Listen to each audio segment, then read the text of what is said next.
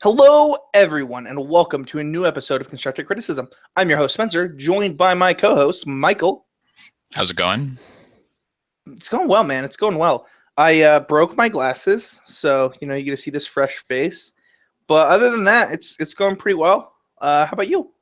Oh, I'm doing good. I did not break my glasses. I do not have glasses.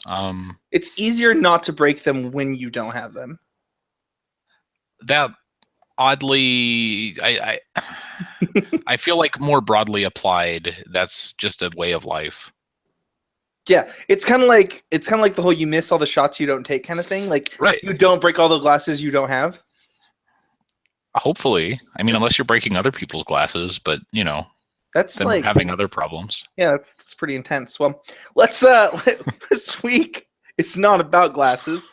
It's actually about Standard. This week we're going to talk about our week 1 evaluations of Amonkhet Standard, and we're really excited to get to talk to you about kind of where the format is today, going forward. There's going to be 2 weeks before the Pro Tour, and we'll have a lot of things that we get to talk to you about when that comes, but we kind of want to break down like what happened at the SEG and give you guys a deep dive for a week 1. So definitely, there was some pretty interesting stuff.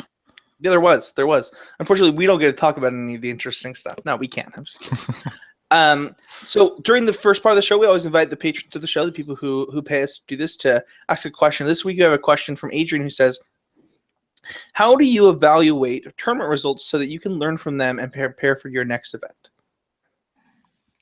Sorry, I need to preface this. I said it wrong. How do you evaluate your tournament results? Oh, okay. So like that's interesting. That is different than what I had read that as well. Evaluating your own tournament results, I think a lot of the time comes down to maybe if you want to learn from them and prepare for your next event, you want to sort of eliminate the games that felt like outliers. I think making sure to put the focus kind of on how you're playing rather than just whether you're winning or losing. That would be the first thing. Yeah, this weekend I had a sealed PPTQ that I went to, and I did a lot of preparation for it. I was playing sealed at night with people. I went to our draft camp on Thursday and just really prepared. And I sat down with my sealed pool, and I was able to build, I think, the best deck that I could out of my pool. I didn't lose a match inside the Swiss with a deck that honestly wasn't that good. But because I had all that preparation, I was able to win all those matches, get into top 8. I dressed a really reasonable deck, and give myself a pretty good chance to win the event. And it's really easy to get caught up in the fact that either I top 8'd the event or I didn't win the event. They're like kind of these two extremes that you can get sucked into, right? Where instead I can be like, I did really well in the sealed portion because of my preparation. And then in the draft portion, I need to evaluate like, how did I do in draft, and just evaluate different pieces of the event rather than evaluating the results of the event, right? So the question here is, how do you evaluate your tournament results? And actually, that's just the wrong approach to take.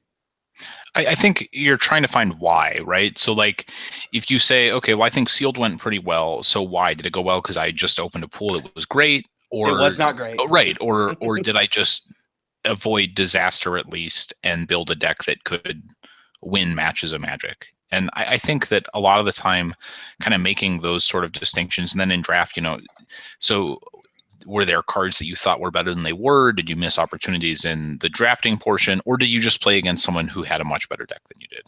Yeah, I think that, one of the things that, like, when I look back on Sunday, I think on my preparation for sealed and for draft went really well. It was pretty good. I was able to prepare myself in a really, honestly, great way.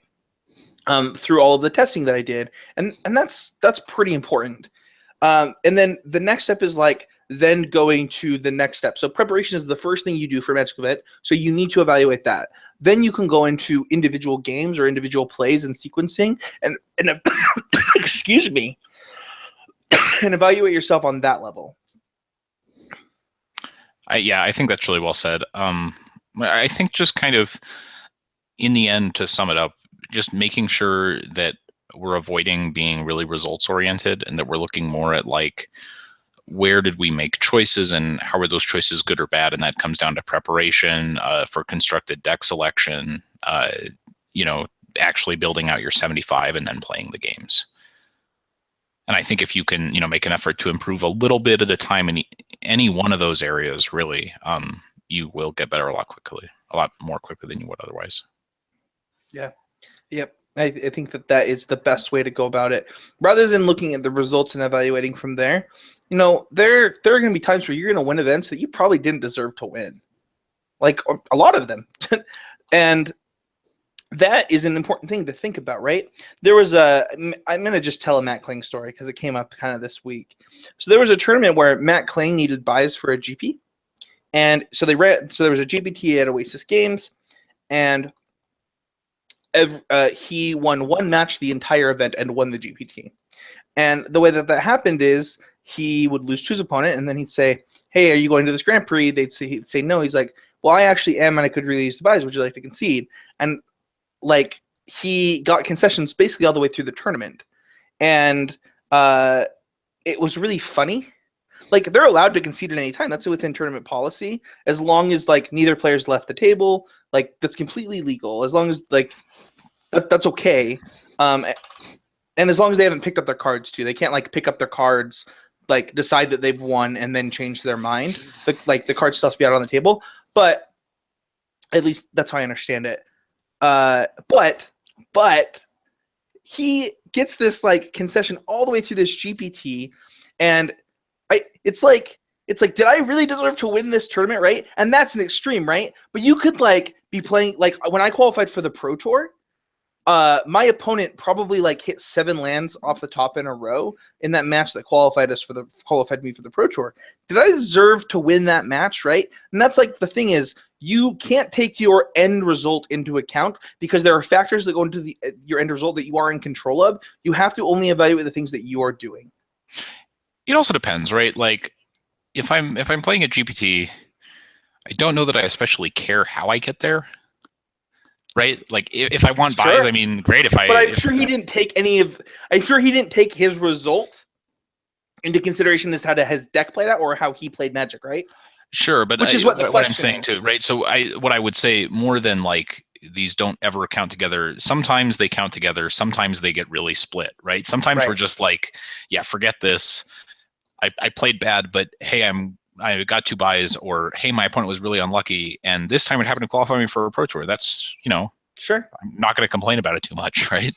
Yeah, absolutely. I mean, I made a lot of bad plays in that finals match of that RBDQ, but I made a lot of good plays to get me to that match. So it's kind of like you have to evaluate where you can improve and things like that. And clearly, I need to improve where I could under pressure. And that's kind of what I took away from that event, right? Is I need to practice being better under pressure because I did really well getting up to the point of getting to the elimination round. So I hope that answered your question, Adrian. And thank you so much for submitting it. We really appreciate it. So don't forget to check out the sponsor of this podcast at Oasis Games. You go to oasisgamesslc.com. You can go to mtgoasis.com. Get 15% off of your first order by using the code CCMTG at checkout. And you can get 4% off of every order by using the code Would That Be Good with no spaces at checkout. And it really is the best deal on Magic cards anywhere. Like if you haven't ordered from there before and you get that 15% off, it's going to be a huge chunk of change.